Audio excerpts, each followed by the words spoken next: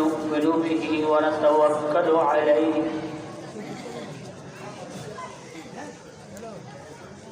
ونعوذ بالله من شرور أنفسنا ومن سيئات أعمالنا من يهده الله فلا مضل له ومن يضلله فلا هادي له ونشهد أن لا إله إلا الله وحده لا شريك له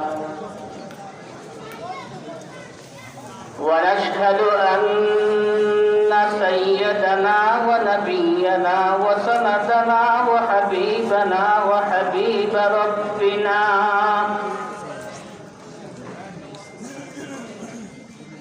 وطبيبنا وطبيب قلوبنا ومولانا محمدا عبده ورسوله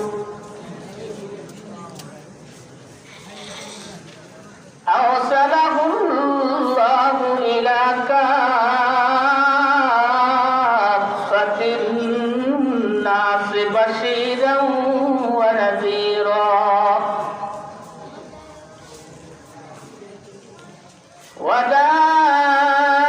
وداعيا إلى الله بإذنه وسراجا منيرا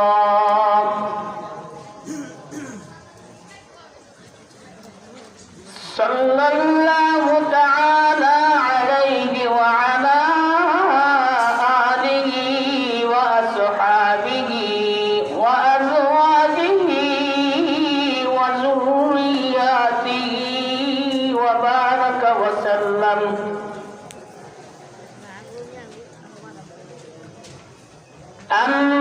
أما بعد فأعوذ بالله من الشيطان الرجيم بسم الله الرحمن الرحيم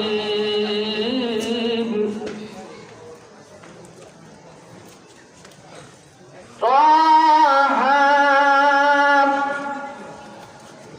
ما أنزلنا عليك القرآن لتشقى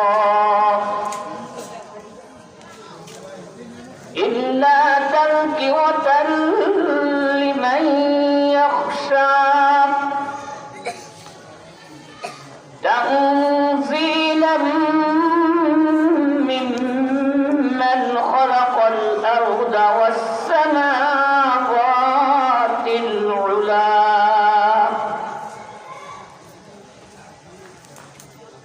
الرحمن على العرش استوى له ما في السماوات وما في الأرض وما بينهما وما تحت الثرى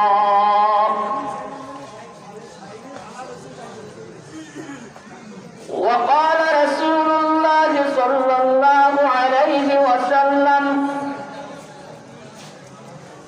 إن الله يرفع بهذا الكتاب أقواما ويضع به آخرين بارك الله لنا ولكم في القرآن العظيم ونفعنا وإياكم بالآيات والذكر الحكيم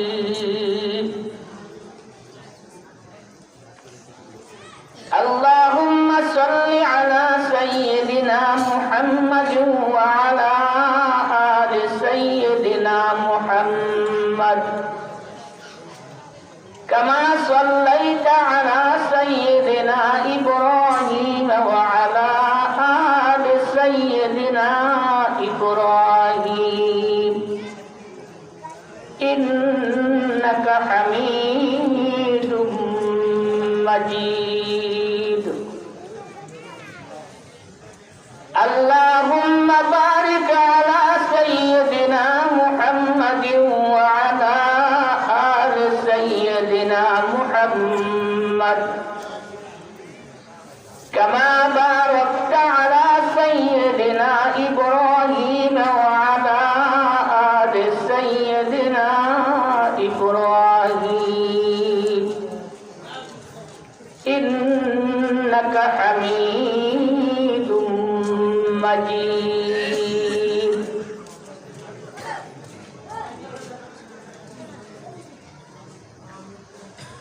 ঐতিহ্যবাহী দ্বীনি শিক্ষা প্রতিষ্ঠান আল মাদ্রাসাতুত তাকওয়া ফির মঞ্জিল আমানতপুরের উদ্যোগে আয়োজিত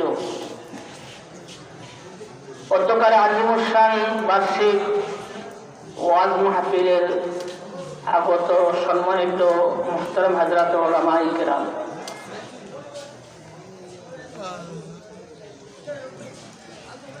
বিভিন্ন এলাকা থেকে আগত সর্বস্তরের ধর্মপ্রাণ দিন দরদি মুসলমান ভাইয়েরা,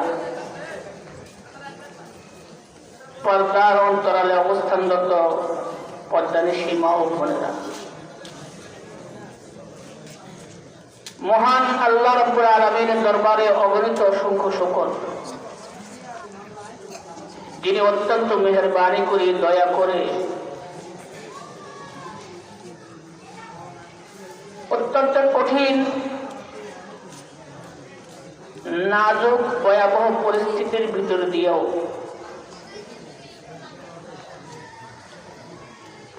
একটি দ্বীনি প্রতিষ্ঠান কেন্দ্রিক আয়োজিত আজকের মুবারক মহতি জলসায় আল্লাহ আমাদের মতন কিন্তু অসংখ্য নগণ্য গুনাহগার বান্দাকে সমবেত হওয়ার তৌফিক দান করেছেন। আলহামদুলিল্লাহ।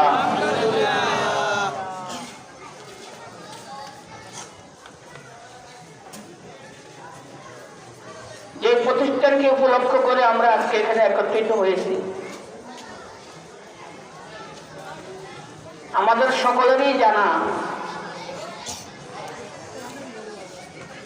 এটা অত্যন্ত এক নিখুঁত দ্বীনি শিক্ষা কেন্দ্র, কোরআন ও হাদিসের শিক্ষা কেন্দ্র, মানুষকে মানুষ গড়ার কারখানা।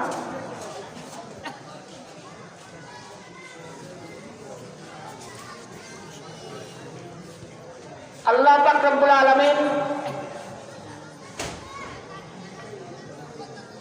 এই পৃথিবীতে মানুষ সৃষ্টি করেছেন গোটা সৃষ্টি জগতের শ্রেষ্ঠ মর্যাদা দিয়া। এজন্য মানুষকে বলা হয় আশরাফুল মাখলুকাত, সৃষ্টির সেরা।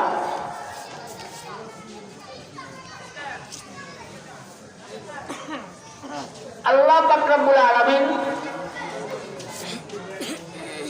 তার এই কুদরতের বিশাল সৃষ্টি জগতে অগণিত অসংখ্য লক্ষ কোটি মাখলুক আল্লাহ সৃষ্টি করেছেন।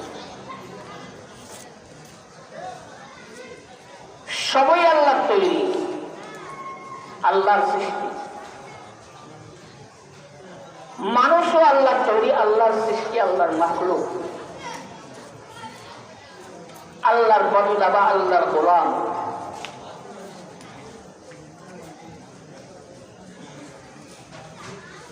কিন্তু অন্যান্য গোটা সৃষ্টি জগতের ঊর্ধ্বে মানুষকে আল্লাহ কেন সৃষ্টির সেরা বানাইলেন? কোন গুণের কারণে, কোন যোগ্যতার কারণে আল্লাহ মানুষকে গোটা সৃষ্টি জগতের শ্রেষ্ঠ মর্যাদায় সৃষ্টি করলেন?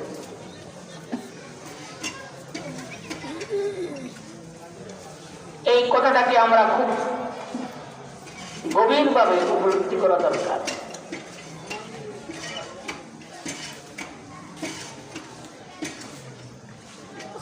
আল্লাহ পাক রব্বুল আলামিন মানুষকে সৃষ্টি করার পর মানব সৃষ্টির শুরু থেকে মানুষকে সঠিক পথ দেখাইয়া চিরসুখী জান্নাতের মালিক বানানোর জন্য আল্লাহ দুনিয়াতে যুগে যুগে দুটো জিনিস প্রেরণ করেছেন। একটা হলো কিতাবুল্লাহ, আসমানি কিতাব সমূহ, আর একটা হলো রিজালুল্লাহ, আল্লাহর পক্ষ থেকে আল্লাহর কুদরতের মনোনীত লক্ষাধিক নবী রাসূল। আসমানি কিতাব সমূহ এটা আল্লাহ পাকেরই ঐশ্বরিক বাণী, আসমানি কিতাব।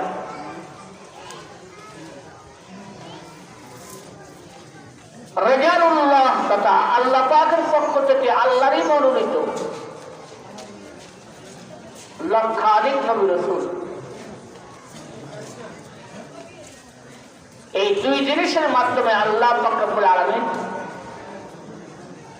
পৃথিবীতে মানব বসতি শুরু থেকে নিয়ে আজ পর্যন্ত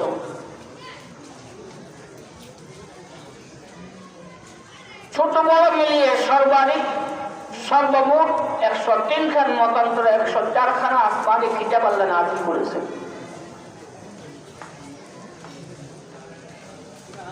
এবং আল্লাহর পক্ষ থেকে মনোনীত 1 লাখ মতান্তরে 2,24,000 আম্বিয়া আলাইহিমুস সালাতু ওয়াস সালাম তথা নবী রাসূল প্রেরণ করেছেন।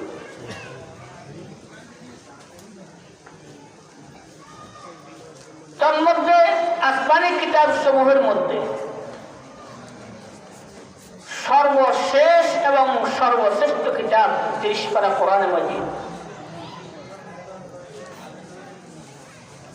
আর নবী রাসূলদের মধ্যে সর্বশেষ এবং সর্বশ্রেষ্ঠ নবী ইমামুল আম্বিয়া খাতামুন নবিয়্যিন মুহাম্মদুর রাসূলুল্লাহ সাল্লাল্লাহু আলাইহি ওয়াসাল্লাম।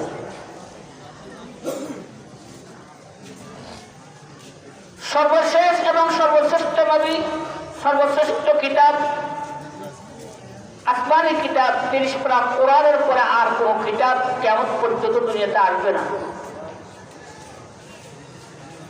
সর্বশেষ এবং সর্বশ্রেষ্ঠ নবী মুহাম্মদুর রাসূলুল্লাহ সাল্লাল্লাহু আলাইহি ওয়াসাল্লামের পরে আর কোন নবী নতুন করে দুনিয়াতে আসবে না, নবী হবে না।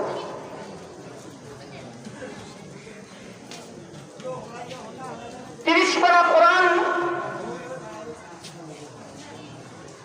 এটা আল্লাহ পাকের ঐশ্বরিক বাণী, আসমানি এমন এক কিতাব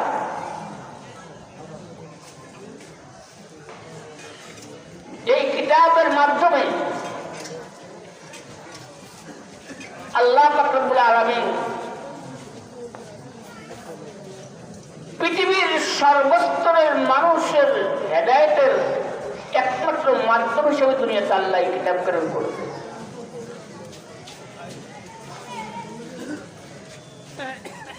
এজন্য কোরআনে পাকে আল্লাহ বলেছেন হুদাল লিন-নাস, কোরআন সারা জগতের সর্বস্তরের মানুষের জন্য হেদায়েত। যদি সেই কিতাব কোরআনকে মানুষ গ্রহণ করে আর মানে, তাহলে একমাত্র কোরআন তাকে হেদায়েত দেবে।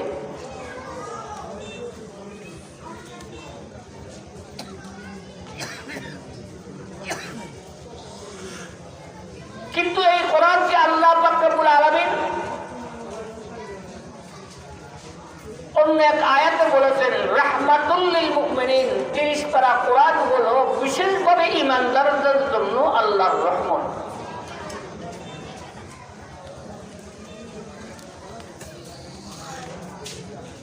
যেখানে আল্লাহ কোরআনকে ঈমানদারদের জন্য বিশেষভাবে রহমত বলেছেন, সেখানে কিন্তু আল্লাহ পাক রব্বুল আলামিন কোরআন পাককে শিফাউল লিন-নাস বলেছেন।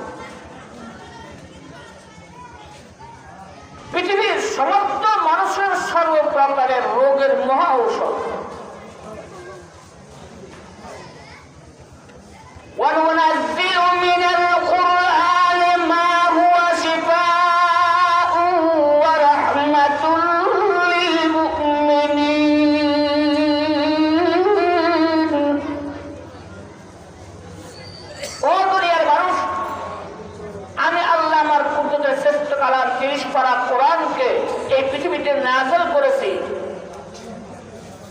সমস্ত রোগের মহা ঔষধ হিসেবে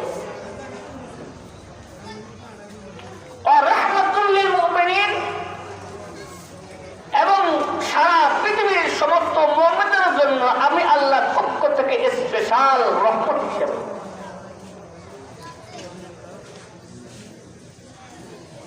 সকল মানুষের জন্য কোরআন হলো ঔষধ,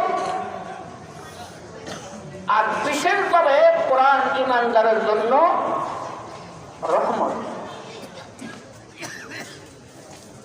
একদিকে কোরআন ঔষধ, আরেকদিকে কোরআন রহমত। রহমতের সাথে আর ঔষধের সাথে সামঞ্জস্য কি? আমরা সকলেই জানি যখন কোনো মানুষ যে কোনো রোগে আক্রান্ত হয়, তখন ওই রোগে আক্রান্ত হওয়ার কারণে মানুষটার মধ্যে একটা অস্থিরতা, অশান্তি সৃষ্টি হয়। হাঁটতে ভালো লাগে না, বসতে ভালো লাগে না, উঠতে ভালো লাগে না, খাইতে ভালো লাগে না, শুইলে ঘুম আসে না, এমন একটা অস্থির অস্থির ভাব তার ভিতরে থাকে রোগের কারণে। আর এই অস্থিরতাকে দূর করার জন্য সে ডাক্তারের কাছে যায়, ডাক্তার তাকে প্রেসক্রিপশন দেয়, প্রেসক্রিপশন অনুযায়ী ঔষধ সেবন করে। ঔষধ সেবন করার পরেই তার মধ্যে রোগ দূর হইয়া শান্তি আসে, স্থিরতা আসে। শরীরে রোগ থাকা পর্যন্ত তার মধ্যে শান্তি নেই। যখন ঔষধ সেবনের মাধ্যমে রোগ থেকে আরোগ্য লাভ করে, তখনই তার শরীরে শান্তি আসে, স্থিরতা আসে।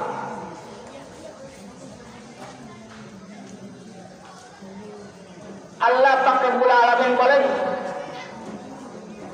ও দুনিয়ার মানুষ,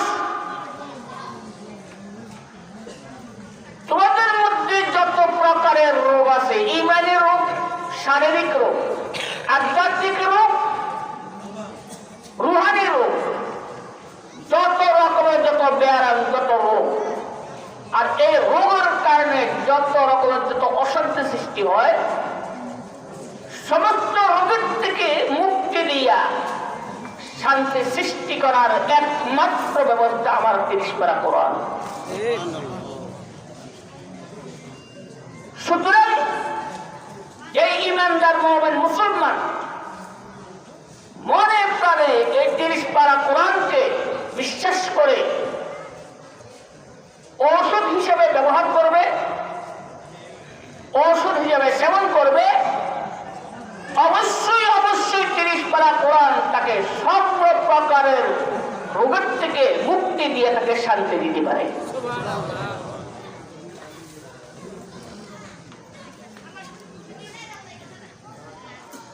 এখানে আমাদের একটা জিনিস বোঝার দরকার, মানুষের শরীরের রোগ বিভিন্ন প্রকার হয়, সব রোগ এক না। সব রোগ এক, কিছু আছে স্বাভাবিক রোগ, মাথা ব্যথা, পেট ব্যথা, এটা সাধারণ রোগ, এটার জন্য কোনো এমবিবিএস ডাক্তার কাছে যেতে হবে না। সামান্য ফার্মেসি থেকে ট্যাবলেট, ক্যাপসুল, মলম নিয়ে সেবন করলেই মাথা ব্যথা, পেট ব্যথা ভালো হয়ে যায়। কিছু রোগ আছে আর একটু মারাত্মক, শুধু মাথা, শুধু ট্যাবলেট আর ক্যাপসুল আর মলম সারবে না, ইনজেকশনের গায়ে পোষণ করতে হবে, প্রয়োজনে স্যালারিন পোষণ করতে হবে। কিছু রোগ আছে আরো মারাত্মক, শুধু ইনজেকশনের গায়ে আর স্যালারিন পোষণ করলে হবে না, দস্তুর মতন তাকে শোয়া পেট কাটি অপারেশন করতে হবে।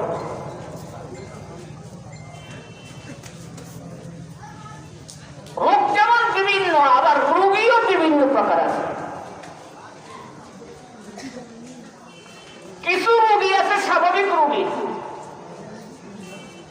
যখন তার শরীরে রোগ হয়, রোগাক্রান্ত হয়, তখন সে নিজে নিজে বুঝতে পারে আমার শরীরের মধ্যে রোগ হয়েছে, বা আমি রোগ আক্রান্ত রুগী।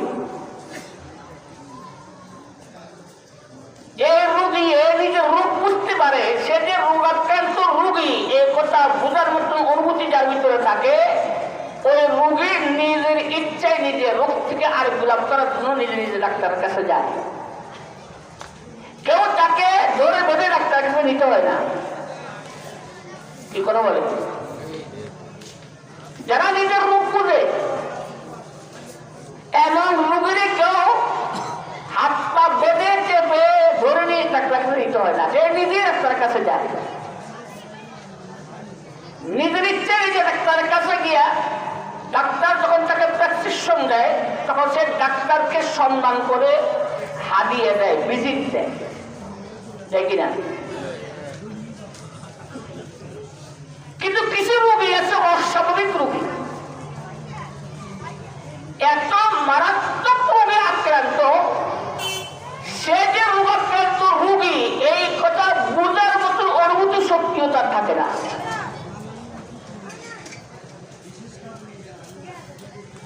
এমন অস্বাভাবিক রোগী যারা নিজের রোগ নিজে বুঝতে পারে না, সে যে এত মারাত্মক জটিল রোগে আক্রান্ত এই কথা বোঝার মতো অনুভূতি শক্তিও তার থাকে না। এমন অস্বাভাবিক রোগী সে কখনো নিজের ইচ্ছে নিজের তার কাছে যায় না। যেমন আমাদের দেশের পাগল রোগী আছে, পাগল রোগী, এই কথা বলেন আছে নেই? পাগল রোগী আছে। পাগল কি কোনো সময় নিজকে নিজে সে রোগী মনে করে? আর বলো কথা বলা মেয়া, কোন পাগল রোগী সে নিজকে নিজে কখনো রোগী মনে করে না। সে মনে করে আমি ভালো, আর সব পাগল, আমি বালা। কারণ পাগল রোগীর রোগটা এক সিরিয়াস মারাত্মক পর্যায়ের রোগ, যে রোগের কারণে তার মধ্যে এই অনুভূতিটাও থাকে না যে অনুভূতিতে সে নিজকে রোগী মনে করে। এমন অস্বাভাবিক পাগল রোগী যারা হয়, এই পাগল রোগী সে নিজের ইচ্ছায় নিজে কোনদিন ডাক্তার কাছে যায়, আর যখন যায় বরং দু চারজনে মিলে তাকে ধরে বেঁধে হাত পা চেপে ধরে ডাক্তারের কাছে নিতে হয়। পাগল রোগী যারা যখন তাকে জোর করে বেঁধে হাত পা চেপে ধরে ডাক্তার কাছে নেয়, তখন সে ডাক্তারকে খুব সম্মান দেয়, ইজ্জত দেয়, নাকি গালাগালি করে? আর ওরকম পাগল রোগী কি ডাক্তারকে খুব সম্মানের ইজ্জত দিয়ে কথা বলে না গালাগালি করে? আরে মাঝে মধ্যে কি গুতো ইউটিউবে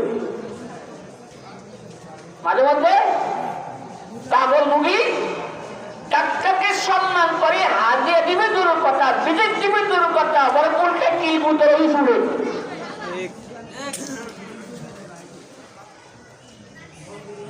এমন পাগল রোগীর চিকিৎসা আমাদের চমনি বাজার আসেনি, বুঝা নাই, মাইদিও নাই, আরে টাকা তো নাই। এমন পাগল রোগীর চিকিৎসা শুধু বাংলাদেশের একটা জায়গা আছে, পাবনা জেলার হেমায়তপুরের পাগলাগার। কথা বলেন, এমন পাগল রোগীর চিকিৎসা কোথায়? পাবনা জেলার হেমায়তপুরের পাগলাগার।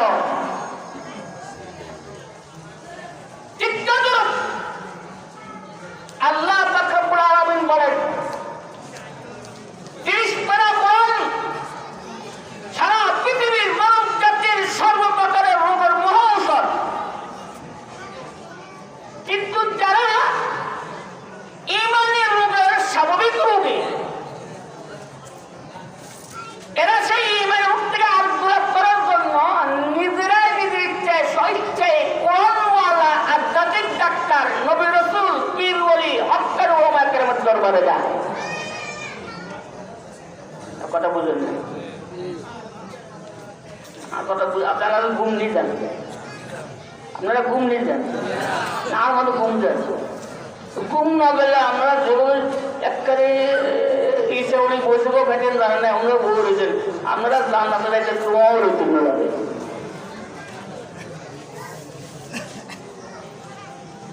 ঘুম না দেওয়ার জাগ্রত থাকলে মাঝে মধ্যে একটু আওয়াজ দিবেন। আওয়াজ দিলে বুঝতে হবে যে আপনাদের জাগরণ আছে। এমনি শারীরিক জাগরণ ঠিক আছে, কিন্তু মানসিকভাবে জাগরণ নেই। মানসিকভাবে যদি আজকে দুনিয়ার মুসলমান জাগ্রত থাকতো, তাহলে লাল কুত্তা বেদিন কাবরি উৎকৃষ্ট দল মুসলমানের ইমানকে নিয়ে ছেড়ে ফেলতে পারত না।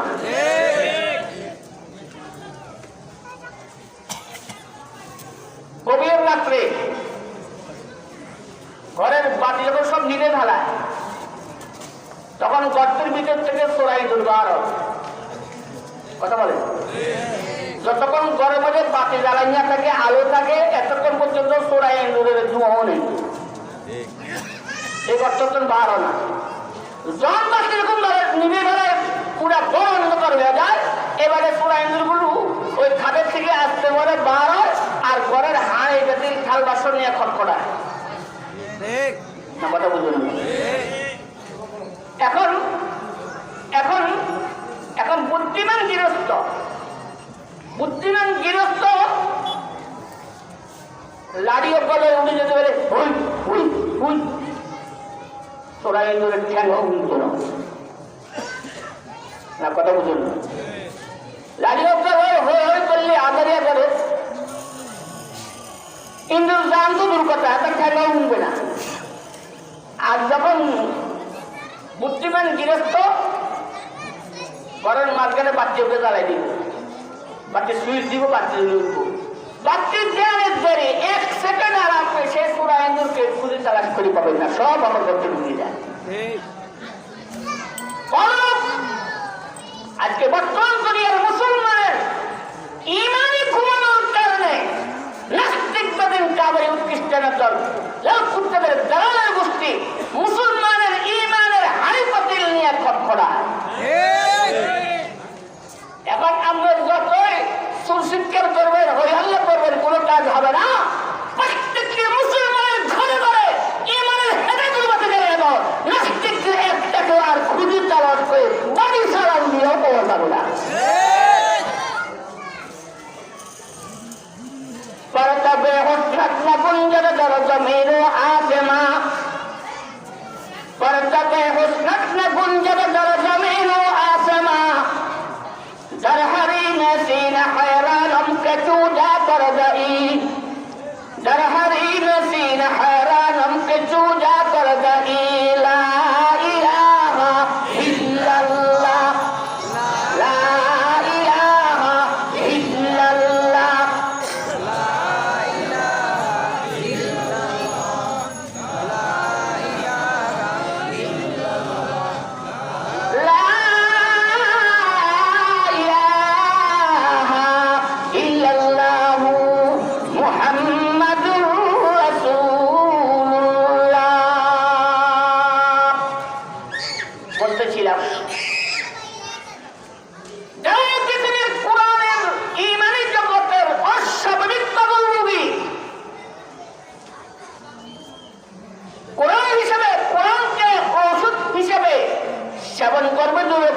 মানবে দূর কথা, কোরআনের কথা শুনলেই তার গায়ে আগুন জ্বলে। কি আছে না নাই? আর দরকার আছে না নাই? যারা এই কোরআনী জগতের অস্বাভাবিক পাগল নবী, নাস্তিক ইহুদ খ্রিস্টানদের দালাল, আল্লাহ পায় এই অস্বাভাবিক পাগল নবীর চিকিৎসা এই পৃথিবীর জমিনে কোন নবীর দরবারেও হবে না, অলির দরবারে হবে না, মসজিদ মাদ্রাসায় হবে না, ওয়াজ মাহফিলে হবে না, কোন পীরের খানকাতে হবে না, তাবলীগ জামাতে হবে না। এমন অস্বাভাবিক পাগল রোগীদের চিকিৎসা হবে একমাত্র পরকালের জাহান্নামের পাগলা কারণে।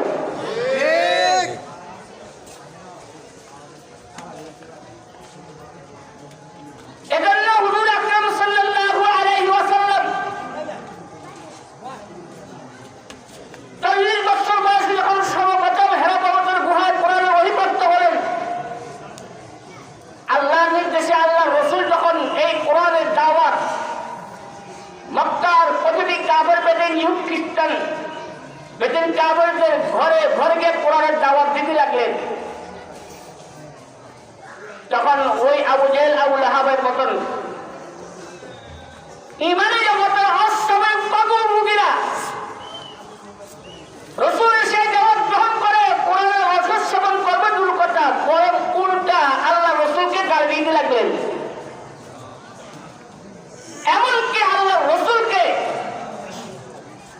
মারধর করতে গিয়া রাসূলকে দুনিয়ার জমিন থেকে চিরতরে বিদায় করার গভীর ষড়যন্ত্রে লিপ্ত করে।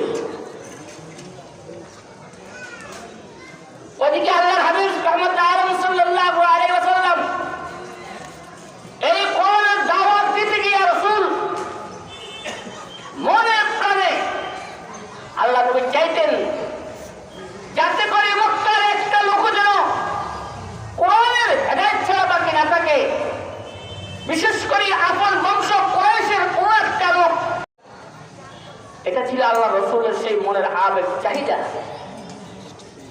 এটা আল্লাহ নবী রাত নাই দিন নাই ঘুম নাই খাওয়া নাই নাওয়া নাই 24 ঘন্টা রাসূল সমস্ত কাফের গোবিন্দের দুয়ারে দুয়ারে গিয়া কোরআন দাওয়াত দিতেন।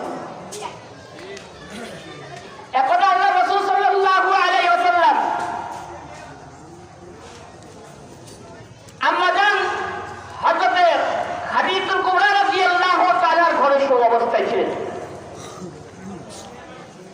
হঠাৎ গভীর রাতে উঠে আল্লাহ রাসূল ঘুম থেকে উঠে ঘর থেকে বের হয়ে চলে গেলেন একেবারে ডাইরেক্ট সোজা মক্কার কুরাইশ নেতা আবু জেহেলের বাড়িতে।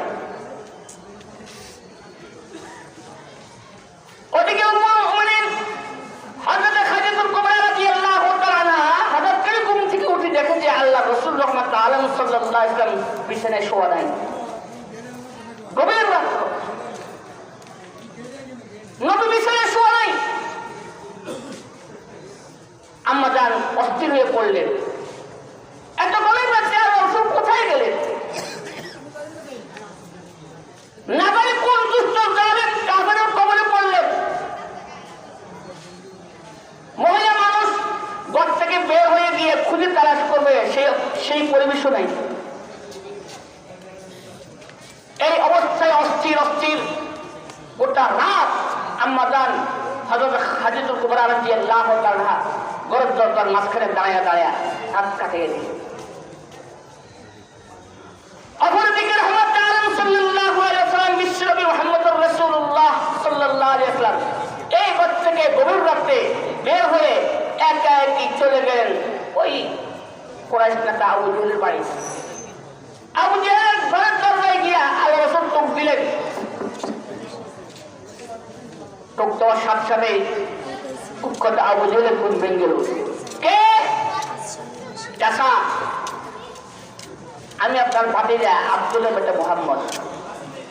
ও আব্দুলের বেটা মুহাম্মদ?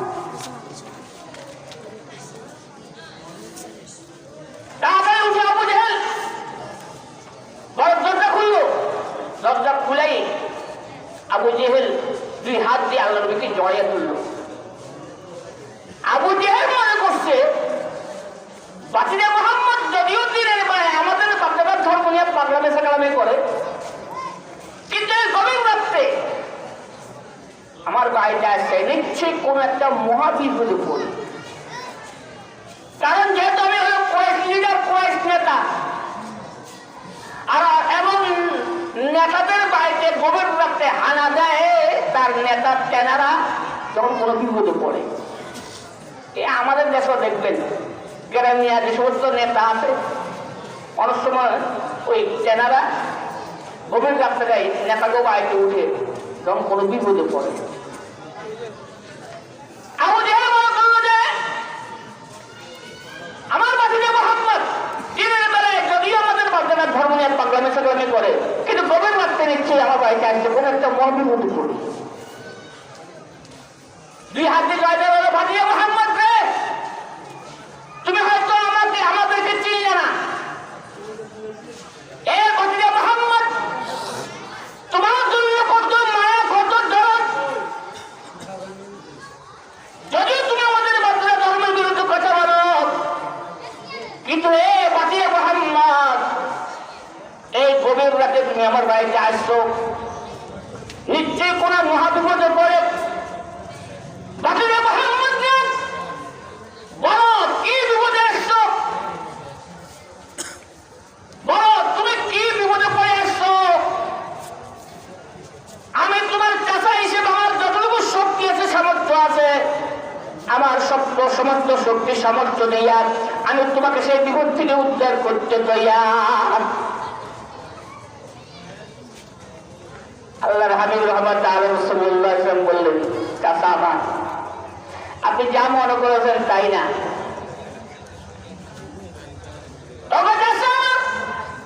দুনিয়ার কোন মহাবিপদে পড়ে আসি নাই।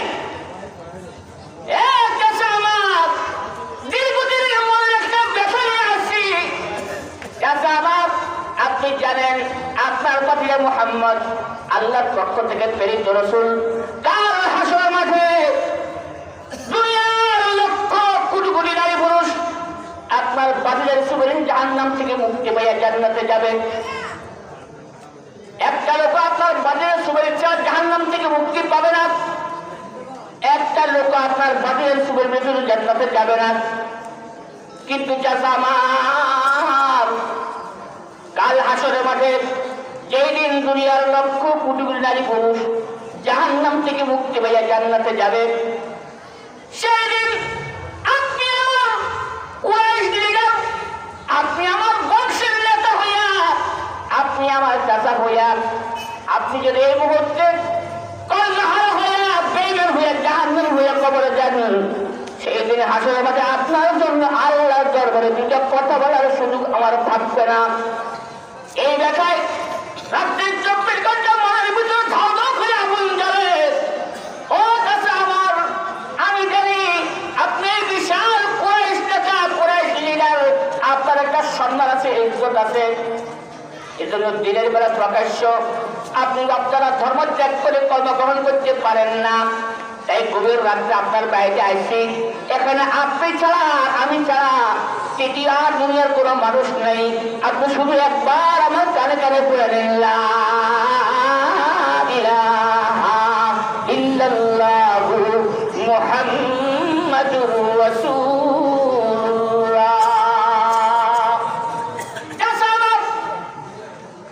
আপনার সাথে অনেক অত্যধিক বাকি জিন্দগি আপনাকে আল্লাহ যতদিন দুনিয়াতে রাখে, আপনি দুনিয়া থেকে চলে যাওয়ার পরেও যতদিন আপনার বাবা মোহাম্মদ দুনিয়াতে বেঁচে থাকবে, আপনার এই গোপন কলমার কথা আমি পৃথিবীর তৃতীয় কোনো মানুষকে জানতে দেব না। আপনার এই গোপন কলমার কথা একমাত্র আপনার আর আমার মধ্যে সীমাবদ্ধ থাকবে। অন্ততকাল হাসরের মাঠে যেই দিন আল্লাহর আদালতে আমি মুহাম্মদ রাসূল হিসেবে দুনিয়ার লক্ষ কোটি নারী পুরুষ জাহান্নাম থেকে মুক্তি হয়ে জান্নাতে যাবে, সেই দিন অন্তত আপনার এই গোপন কর্মকে উৎসলে করে আমি আল্লাহর দরবারে আপনার জন্য উচ্চার কথা বলার সুযোগ পাবো।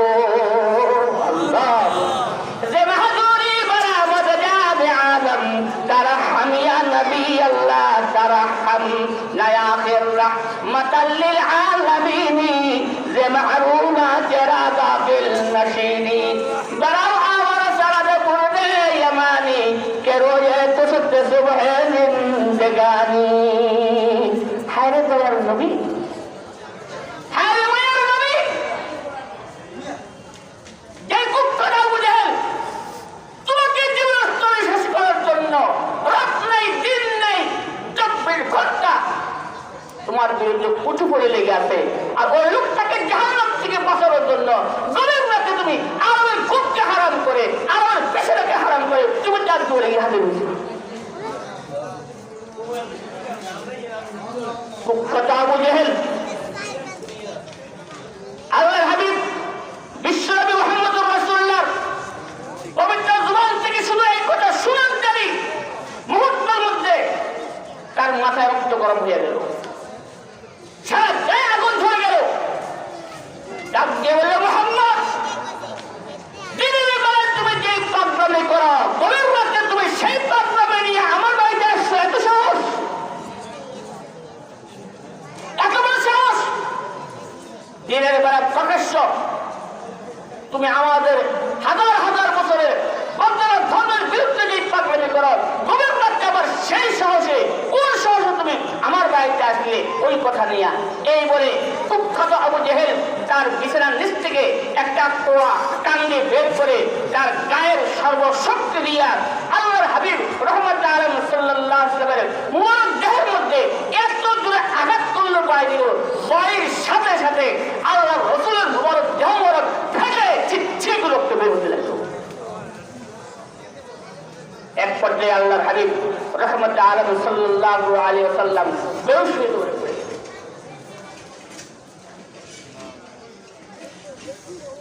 কিছুক্ষণ পরে যখন নাকি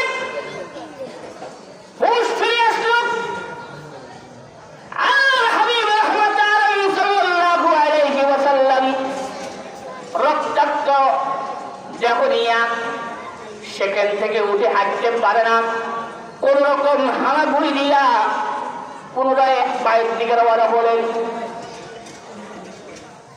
বাইরের দরজার সামনে গিয়ে বাইরের দরজায় যখন উঠতেছিলেন, উম্মুল মুমিনিন হযরত খাদিজা কুবরা রাদিয়াল্লাহু তাআলা আনহা গোটা রাত জাগ্রত থেকে অস্থির অবস্থায় দরজায় দাঁড়িয়ে আছেন। আল্লাহর হাবিব মুহাম্মদ সাল্লাল্লাহু আলাইহি ওয়াসাল্লামকে দেখার সঙ্গে সঙ্গে আম্মা জান দুই হাত দিয়ে দরজায় কাটতে আরম্ভ করলেন। ও দয়ার নবী, ও মায়ের নবী, ও বিশ্বের মুহাম্মদুর রাসূলুল্লাহ সাল্লাল্লাহু আলাইহি ওয়াসাল্লাম, এই গভীর রাতে আপনি আরবের ঘুম হারাম করে আরবের বিছানা হারাম করে আপনি কোথায় গেলেন? না জানি কোন দুষ্ট জালেম কাফেরের কবরে পড়লেন। এবার আম্মা জান চিৎকার দিয়ে কাঁদতে লাগলেন আর দুই হাত দিয়ে যখন নবীকে জড়িয়ে ধরলেন, সঙ্গে সঙ্গে নবীর মুবারক দেহের রক্ত আম্মা জানের দুটো হাত রক্তে লাল হইয়া যায়। নবীর পিঠের মুবারক রক্ত দেখার সঙ্গে সঙ্গে আম্মা জান আরো জোরে চিৎকার দিয়ে কাঁদছিলেন।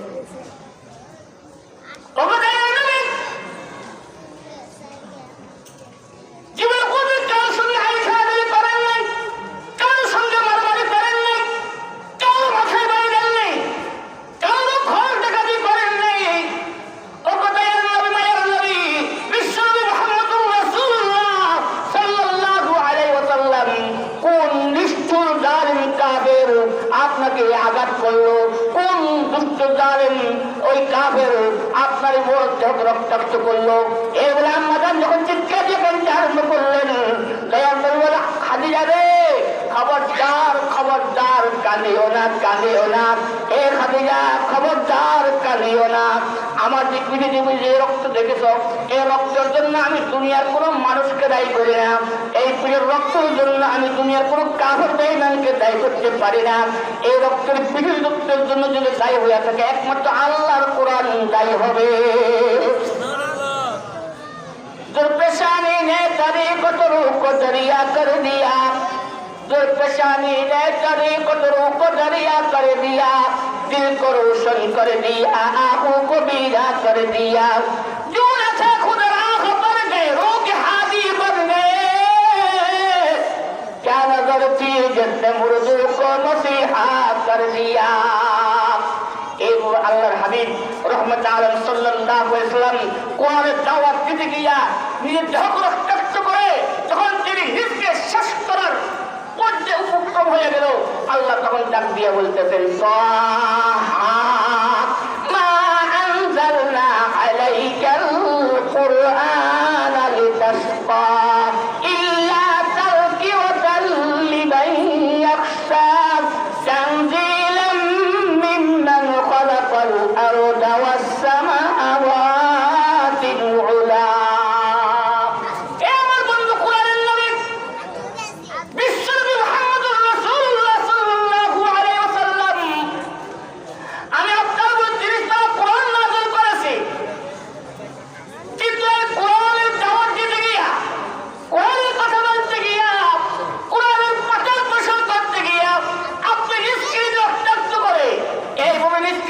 শেষ করে দিবেন, নিজকে হালাকাত ধ্বংস করে দিবেন।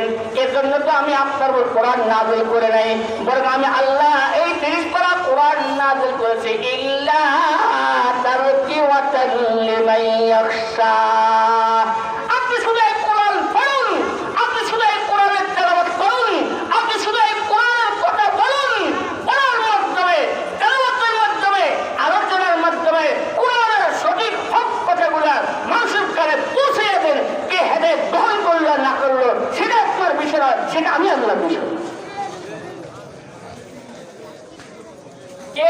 গ্রহণ করলো না করলো, কে কোরআন মানলো না মানলো, এটার জন্য আপনাদের জিজ্ঞেস করা হবে না। আপনার দায়িত্ব শুধু কোরআন পড়তে থাকেন, কোরআন তেলাওয়াত করতে থাকেন, কোরআনের কথা বলতে থাকেন, কোরআন নিয়ে আলোচনা করতেই থাকেন। আলোচনার মাধ্যমে, বলার মাধ্যমে, তেলাওয়াতের মাধ্যমে কোরআনের হক কথা মানুষের কাছে পৌঁছে দেওয়াটা আপনার দায়িত্ব। কে মানলো না মানলো সেটা আপনার বিষয়, সেটা আমি আল্লাহর বিষয়। সম্মানিত হাজিরিন কেরাম, এই ঘটনার দ্বারায়, এই কথার দ্বারায় আমরা কি বুঝলাম? কোরআন পড়া, কোরআন তেলাওয়াত করা, কোরআনের হক কথা মানুষের কাছে পৌঁছে দেওয়া, এটাই ছিল নবীর দায়িত্ব। কার দায়িত্ব? ধরবেন কার দায়িত্ব? আরো ধরবেন কার দায়িত্ব? নবীর দায়িত্ব। কিন্তু আজ নবী দুনিয়াতে নেই, কিন্তু নবীর এই দায়িত্ব, এই নবীর এই দায়িত্ব, এই কাজ কিয়ামত পর্যন্ত চলবে কিনা? ধরবেন চলবে কিনা? কিন্তু নবীর সেই দায়িত্ব পালন করবে কারা? নবীর সেই দায়িত্ব কোরআন পড়ুন, কোরআন পড়ুন, কোরআন শিখুন, কোরআনের তেলাওয়াত, কোরআনের আলোচনা, কোরআনের আলোচনা, কোরআনের কথা মানুষের করে পৌঁছে দেওয়ার এই দায়িত্ব কিয়ামত পর্যন্ত পালন করবে একমাত্র নবীর ওয়ারিস, নবীর উত্তরাধিকারী হক্কানি উলামায়ে কেরাম, বীর বুজুর্গ যারা তারা। কি কথা বুঝলেন না? নবীর এই দায়িত্ব পালন করবে কারা? হক্কানি উলামায়ে কেরাম যারা, নবীর নায়েব যারা, নবীর ওয়ারিস যারা। কিন্তু আজ থেকে 1000 বছর পূর্বে নবী যখন কোরআনের কথা বলতে গেলেন, নবী যখন নাকি কোরআনের হক কথা যখন মানুষের কাছে পৌঁছাইতে গেলেন, নবী যখন তেলাওয়াতের মাধ্যমে, আলোচনার মাধ্যমে দায়িত্ব পালন করতে গেলেন, কুখ্যাত আবু জেহেল, আবু লাহাব তথা নাস্তিক মুরতাদের গোষ্ঠী নবীকে আঘাত করলো, গালি দিল, নবীকে পাগল করলো। 1000 বছর পরে আইসা নবীর সেই দায়িত্ব পালন করতে গিয়ে বর্তমান যুগের হক্কানি উলামায়ে কেরামদেরকে যারা গালি দেয়, হক্কানি উলামায়ে কেরামদেরকে যারা মারধর করতে যায়, হক্কানি উলামায়ে কেরামদেরকে কটূক্তি করে যারা গালি করতে যায়, মনে করতে হবে এরা সেই আবু জেহেলের উম্মত, এরা সেই আবু জেহেল সাহাবারা। আবু জেহেলের উম্মত ছাড়া, আবু জেহেলের কাকার ছেলে সম্বন্ধ ছাড়া কোন মুসলমানের বাচ্চা কোনদিন কোন আলেমকে গালি দিয়ে কথা বলতে পারে না। বলবেন ঠিক কিনা? আরো বলবেন ঠিক কিনা? সত্যিকার কোন মুমিন মুসলমান, কোন ইমানদার, কোন ইমানদারের সন্তান কোনদিন সে কোন আলেমকে হ্যাঁ করে, আলেমকে গালি দিয়ে কথা বলতে পারে? আরো বলবেন পারে? আর একটা কথা মনে রাখে, আজকে আমাদের এই বাংলাদেশ 97% মুসলমানের দেশ। এই বাংলাদেশ লক্ষ লক্ষ বীর বুজুর্গের দেশ। এই বাংলাদেশ লক্ষ লক্ষ মসজিদ মাদ্রাসার দেশ।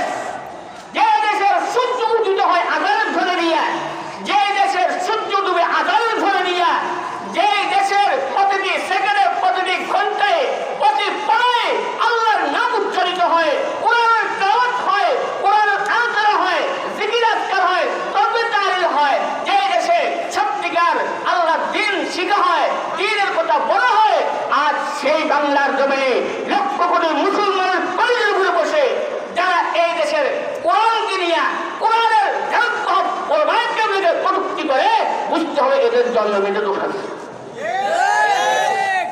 এদের জন্ম কি আছে? জন্মের দোষ না থাকলে নবী কোন গালি দিতে পারে না। জন্মের দোষ না থাকলে নবীর নায়েব উলামায়ে কেরামদের কোন গালি দিয়ে কথা বলতে পারে না। বড় আফসোস লাগে, বড় আফসোস লাগে। আজ সেই কুষ্টিয়ার এসপি কুলাঙ্গার নাস্তিকের দালাল, সে বলে আমরা বলে পাকিস্তানে চলে যেতাম,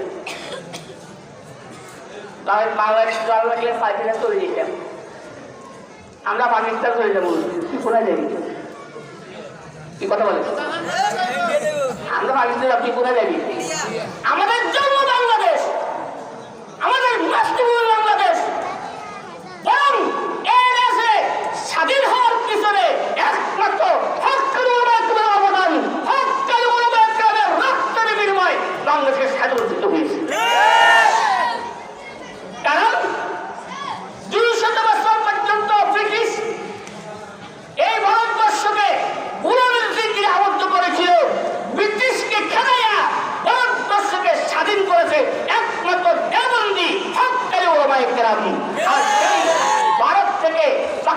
স্বাধীন হলো, পাকিস্তান থেকে বাংলাদেশ স্বাধীন হলো।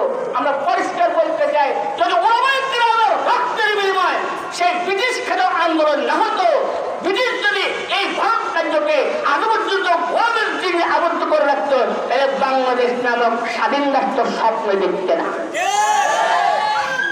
সুতরাং ওলামায়ে কেরামদেরকে যারা ছাড় দিয়ে কথা বলে, তোমার জন্ম দোষ আছে, তোমার জন্ম দোষ আছে। এই কুলাঙ্গার স্মরণ রাখো, তুই একটা এসপি, তুই একটা চাকর, রাষ্ট্রের সরকারের একটা চাকর, জনগণের ট্যাক্সের পয়সা চাকর হইয়া তুই এই দেশের জনগণ আওয়ামী লীগের ছাড় দিয়ে কথা বলিস। আমাদের ট্যাক্সের পয়সা তোর চাকরি, তুই আমাদের বাংলাদেশ সরকারের একটা ট্যাক্সের জনগণের ট্যাক্সের পয়সা চাকর তুই চাকর হইয়া এই দেশের আওয়ামী লীগ নিয়ে ছাড় দিয়ে কথা বলিস। বরং আমরা বলতে চাই, এই বাংলাদেশের নাগরিক, আমরা স্বাধীন রাষ্ট্রের নাগরিক, আমরা বাংলাদেশের পাসপোর্ট নিয়ে চলি, আমাদের ভোটার আইডি কার্ড আছে, তোর যেমন আছে আমারও আছে, তোর যেমন পাসপোর্ট আছে আমারও পাসপোর্ট আছে। সুতরাং কথা বলতে সাবধান, কথা বলতে সাবধান। ইমামে আজম আবু হানিফা রহমতুল্লাহি আলাইহি, ইমামে আজম আবু হানিফা রহমতুল্লাহি আলাইহি একদিন তিনি বড় বড় ফকিহ মুফতিদেরকে নিয়ে বসে একটা খোলা মাঠের এক পাশে বসে বসে মাসলা মাসাইল নিয়ে আলোচনা করতেছেন। হঠাৎ করে দেখা গেল মাঠের আরেক পাশে কিছু পোলা হয়, ছোট বাচ্চারে বল খেলা। কি খেলা? বল খেলা। ওই বল খেলায় চলে, হঠাৎ করে বড় করে লাঠি দিয়েছে, শট দিয়েছে, বল আয় হচ্ছে ইমাম হানিফার সামনে। ইমাম আজম আমাদের সামনে আসে বল করছে। এখন মোবাইল যখন ধরে নিজের ভাবুক পুজোর সামনে বল হচ্ছে, অন বলে যায় বেলা পুজো শ্বাস করে না, পুজোকে আয় ধরে দিব শ্বাস করে না। এগুলোর মধ্যে গাছের সকালটা পাথর টাইপের নিজে অনেক কিনছে, ইমাম আবার তো কিনছে, ইমাম আবু ইউসুফ তো কিনছে, ইমাম মোহাম্মদ তো কিনছে। যা তো সাইডে আরে এই কথা হাতে হাসিয়ে বসুকা মারি রাজার কাঁদা দিয়ে একটা কাবুল উল্টে আই ইমাম আজম আবু হানিফাতুল্লাহ সামনে বলে দিল দিছে তো জন হলাইলা ইমাম আবুর সামনে বলে দিছে তো এবং আবু ধরে বুঝতেন না পোলাইতে লাগে জন্ম দোষ আছে। এত বুঝে আমি কেন বুঝি ও না এটা যে তোমার হাতের কাদা উল্টে লেপটা ওই আমার সামনে বলে দৌড় দিছে। আমি এটা মুসলমানই মনে করো বুঝে গেছি জন্ম দোষ হবে, যদি এটা ধর্ম দেখতে তাহলে কোনো এটা ভুগতে হতো না। হাসে হাসে খুব খবর নিয়ে বেড়া গেল পুরো এটা জন্ম দোষ আছে।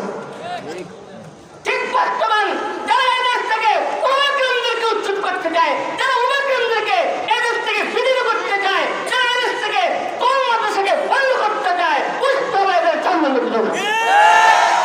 এটা মনে রাখো, মনে রাখো। দেওয়াল মাথা দিয়ে কেউ যদি পিড়ির দেওয়াল ভাঙতে যায়, দেওয়াল ভাঙবে না, তোমার মাথায় শেষ হয়ে যাবে। আর যেহেতু কুলাঙ্গার নাস্তিকের বাচ্চারা এই দেশে ওমাকেন্দ্রকে নিয়ে কথা বলবে, ওমাকেন্দ্রের বিরুদ্ধে কথা বলে সন্দেহ করবে, মানুষের বিরুদ্ধে সন্দেহ করবে, ওই মানুষকে বন্ধ করতে দেবে, মনে করতে হবে তোমার নিজকে তুমি ধ্বংস করবা। ওমাকেন্দ্র একটা পশু ছাড়া ক্ষমতা তোমার নাই। দেখো না, দেখো না, আজ থেকে আরো 5-7 বছর আগে আমাদের দেশে এক বড় লিডারই করছিল, বড় লিডার নাম করে দেখে চিনতেন, এক বড় লিডারই করছিল। আমরা মাদ্রাসা ছাত্র কমানের আন্দোলন শুরু করছি। এই দেশে কলমাসা ব্যাগের ছাত্রের মতন বোঝাই গেছে, এজন্য আমরা কলমাসা ছাত্র কমানের আন্দোলন শুরু করছি। আজ থেকে অন্তত আরো 8-10 বছর আগে বসে, আজ থেকে আরো 8-10 বছর আগে যে নেতা একথা করছে, এই নেতার চোখে মধ্যে আঙ্গুল দিয়ে গুটে দেখাই দেন কলমাসা বন্ধ হয়েছে না আরো বাড়ছে, মাদা ছাত্র কমছে না আরো বাড়ছে, বন্ধ হয়েছে আরো বাড়ছে। এই দেশে কোটি কোটি মুমিনের হৃদয়ের স্পন্দন, সারা বিশ্বের 200 কোটি মুসলমানের আধ্যাত্মিক নেতা আল্লাহ বাদশা আহমদ শফি রহমতুল্লাহের জানাজার দৃশ্য 30 লক্ষের উপরে জানাজা, যে বাংলার সারা বিশ্বের ইতিহাসে কেউ দেখাতে পারবে না। এরপরে আসেন গত কয়েকদিন আগে সে বাংলাদেশ হেফাজত ইসলামের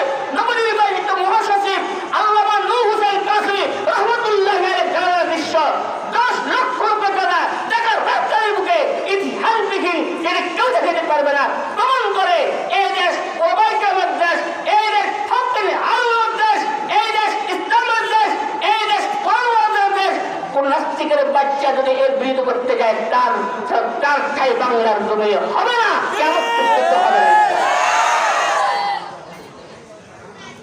সম্মানিত হাজিরিন কিরাম, তাই আল্লাহ রাব্বুল আলামিন নবীকে রক্ষা করতেছেন, তাহা মা আনজালনা আলাইকাল কুরআনা লিতাশকা ইল্লা তাযকিরাতাল লিমান ইয়াখশা।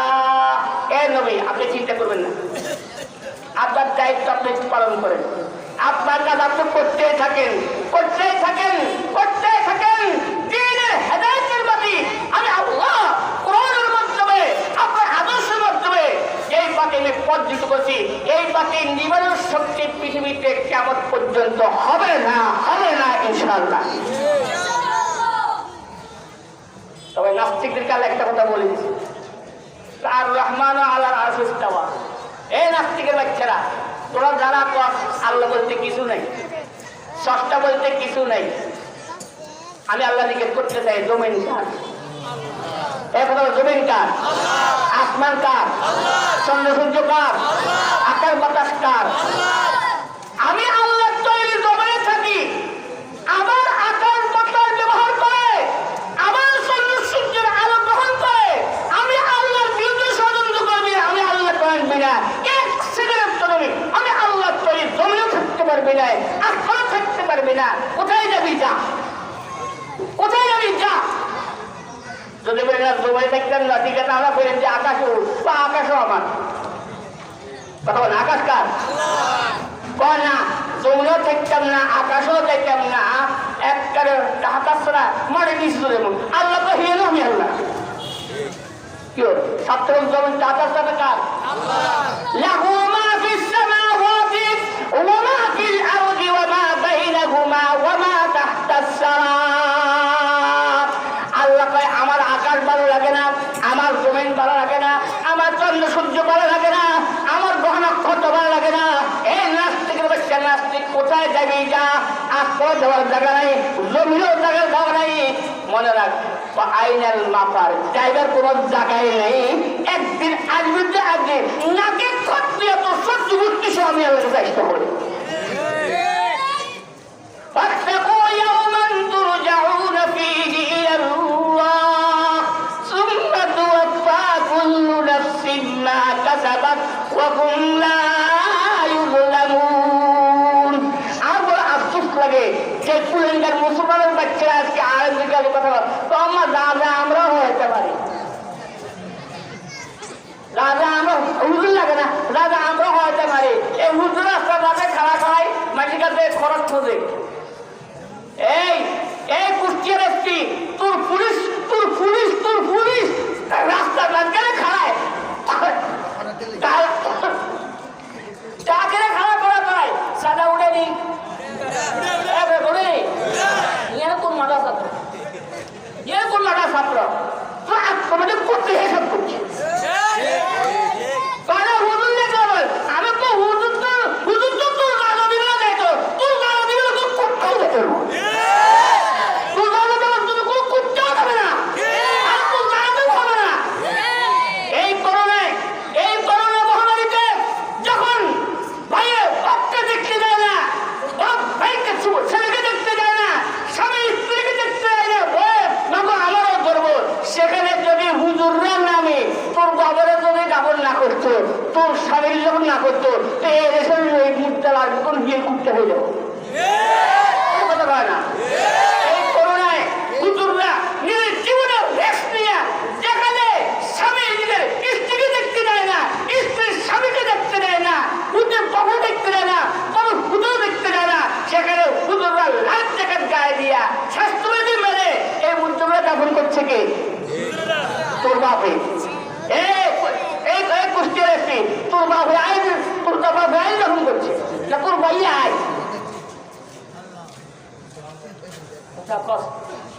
এই সমস্ত হাগর সাগর এগুলো তো এসি বানায় কে? জীবন হারে এগুলো হাগর, জীবনের গুলি এসি বানায়, এগুলো হাগর নিয়ে হাগর একটা শোনা। আর যখন দামটকা দিব মাগো হেতার ঘাড় এত শক্ত একটা হুজুরকে কাঠমুখটা দিব এটা হুজুরকে কাঠমুখটা ঘাট থাকবো নি আরে হুজুররা তোমার যুদ্ধ করতে যাইত না হুজুর কোনো অস্ত্র নাই হুজুর কোনো একটা কোন নাই ঘর মারা নাই হুজুর কাছে অস্ত্র আছে না বাস হুজুর কাছে অস্ত্র আছে হুজুরের কাছে অস্ত্র আছে ওই ঢিলা ঢিলা এই পরমাণু অ্যাটম বোম তোরা বলো রাসায়নিক পরমাণু অ্যাটম বোম আর আমাদের পরমাণু অ্যাটম বোম হলো আমাদের ফেডারেল ঢিলা খোদার কসম মুসলমানের নবীর সুন্নতের একটা ঢিলা আর সারা পৃথিবীর সমস্ত অ্যাটম বোম একসাথে করা একটা সুন্নতের ঢিলার পাওয়ারটা ছেড়ে কোটি কোটি বেশি হবে আল্লাহ নবী হলেন দাউদ আলাইহিস সালাম জালুত বাহিনীর সঙ্গে যুদ্ধ করতে নেই কসম ঘটনা আমার কথা কসম ঘটনা দাউদ আলাইহিস সালাম আল্লাহর পয়গম্বর যে বেটা লোয়ারে দলিয়ে মুমু যেত মুমু যে নবী লোয়ারে হাত লাগালে রোদ দিত মুমু দিত দাউদ আলাইহিস সালাম যাইব জালুত বাহিনী তখনকার যুগের সেরা কাপ্তান কাবের তাদের সঙ্গে যুদ্ধ করবেন নাই চলছে একা লবিটাও নাই কোনো বাহিনীও নাই আর নবী দাউদ আলাইহিস সালাম একা চলছে একা জায়গার টাইমে মধ্যে রাস্তা পেতে মারের শাখা মানে গিলে আনি মারের শাখা মধ্যে বলে আল্লাহ পয়গম্বর দাউদ কে কর কে কর ও মারের শাখাও কথা কিন্তু হারি দেয় দেখেন হ্যাঁ মারের শাখা কত হারি আবো বাবো আবা আদেশ বাল্লান আবো বাবা হক জিন্দা আমি দামালো তু মুজবা হক জিন্দা আমি মারের শাখাওরে কো আল্লাহ পয়গম্বর দাউদ এই আমদাদের জালুত বাহিনীর সঙ্গে যুদ্ধ করতে যাইতেছেন এই আরো একখানা আল্লাহ লুবিন আমার একখানা আপনার সাথে কি একটা মারিস শাখা তোমরা আগে গিরু তুই গিরবি তোর কোনো শক্তি আছে তুই আটটি আরস্তা লোটটি আরস্তা তুই একটা মরা কি কথা বলে মারিস শাখা কি মরা তুমি তো কোনো রূপ নেই তোরা মিলে কি রূপ আল্লাহ পয়গম্বর দাউদ লই সান না কাঁদে আইলো মারির চাকা দিয়ে বলতেছে আল্লাহ পয়গম্বর দাউদ আমাকে আপনার সাথে নিয়ে চলেন কাজে আসবে আল্লাহ পয়গম্বর দাউদ আলাইহিস সালাম মাটির চাকাকে সুন্দর করে তুলে তুলে দাঁড়ে রসু পকেটে রসি কি পকেটে রয়েছে সইছে আজকে যখন ময়দানে গেল এখন দেখে যে আল্লাহ আকবার পরশুর ঘটনা আমার কথা পরশু আছে জালুত বাহিনী তারা এমন এক যুদ্ধের পোশাক পরিধান করছে লোহার পোশাক এটা একটা বর্ম যুদ্ধের পোশাক পরিধান করিয়েছে একবারে মাথার তাল্লা থেকে ফায়ার করা পর্যন্ত পুরা ব্যক্তি আগা গোড়া লোহার পোশাক দিয়ে ঢাকা শুধু চোখ ডুবা ছাড়া শুধু চোখ ডুবনি চোখ ডুবের ছাড়া আর বাকি পুরা পোশাক পুরা গা শরীরের গা লোহার পোশাক দিয়ে ঢাকা কত মুখ এই সংখ্যাটা যুদ্ধ করে মাথার তাল থেকে পায়ে পর্যন্ত আগা গোড়া পুরাটা শরীর লোহার পোশাক দিয়ে ঢাকা বুম মানে বহিরে যাবে এটা সত্যি যুদ্ধ করে সঙ্গে সঙ্গে পকেটে থাকা ওই মাঠে দিয়ে বললো আল্লাহ পয়গম্বর দাউদ চিন্তার কোনো কারণ নাই আপনি আমাকে হাতে নিয়ে শুধু বিস্তার করে কান থেকে মারি দেন মালিক টাকা বলতেছে দিলে বলতেছে এ আল্লাহ পয়গম্বর দাউদ চিন্তার কোনো কারণ নাই আপনি আমাকে হাতে নিবেন আর বিস্তার করে কান দিকে আমাকে নিক্ষেপ করে দেন এই কথা বলার সঙ্গে সঙ্গে হযরত দাউদ আলাইহিস সালাম ওই পকেট থেকে মাটির টাকাটা নিয়ে প্লেটটা নিয়ে বিসমিল্লাহির রহমানির রহিম করে এমন মারি দিলেন মারার সঙ্গে সঙ্গে আল্লাহ কোরআন বলেছেন জালুতা এই মাটির টাকা দিয়া পকেটে কল করা গিয়া প্রত্যেকটা কাফের বেঈমানের বুকের ভিতরে চোখের ভিতরে একে বুকের আঘাত করে দিল সব খতম হয়ে গেল আল্লাহ পয়গম্বর দাউদ বিজয় হয়ে গেল ইয়ো পরমাণু শক্তি না নবীর সুন্নাত নবীর দিয়া। এজন্য আমরা বলি তোমাদের কাছে রাইফেল আছে, বন্দুক আছে, একটা বোম আছে, এটা আছে, সেটা আছে, এরা তোমরা হুজুর হাত মটকে দিলে, এরা হুজুর কথা খেলা হইব। আরে খেলা অনেক খেলা বহুত হয়ে গেছে, আমরা বহুত খেলা পাঠে খেলা তো ওদের ময়দানে হয়েছে, খেলা বদরের ময়দানে হয়েছে, খেলা ইয়ারমুকের ময়দানে হয়েছে, খেলা মওতের ময়দানে হয়েছে। প্রত্যেকটা যুদ্ধে মুসলমানরা বুঝে রাখতে আছে ইমানের শক্তি দিয়া। কাদের 1000 বছর বয়সে তোমরা আবার নতুন করে খেলা শুরু করতে চাও, আইও। আমরা কোন তলোয়ারে নিব না, বন্দুকে নিব না, রাইফেলে নিব না। আমাদের অস্ত্র নামাজ, আমাদের অস্ত্র বড় একটা চোখের পানি, আমাদের অস্ত্র নবীর সুন্নাতের আদর্শ ঢিলে মাদ্দাত হাজির করা। কাজে এই ইমানি অস্ত্র ওযু, নামাজ, নবীর সুন্নাতের আদর্শের অস্ত্র যদি অস্ত্র সজ্জিত হতে হয় তাহলে একমাত্র এই মাসরুফ তাকওয়া, এই কোরআন হাদিসের কারখানা, শিক্ষা কেন্দ্র ছাড়া বিকল্প কোনো রাস্তা আছে? আরো তোমার আছে? আল্লাহ তাআলা আমাদের সবাইকে সত্যিকারের আল্লাহ কোরআন মহব্বত নবীর সুন্নাতের আদর্শকে মুখে নিয়ে এই কোরআন শিক্ষার কারখানা মাদ্রাসাকে মহব্বত করে আমরা যারা সত্যিকার ইমানে বড় বলিয়া হয়ে বেঈমানের মোকাবেলায় ইমানে বুঝে রাখতে পারে আল্লাহ বন্ধু কবুল দান করেন। আমিন। সাল্লাল্লাহু তাআলা আলা খায়রি খালকিহি মুহাম্মাদিন ওয়া আলিহি ওয়া আসহাবিহি আজমাইন।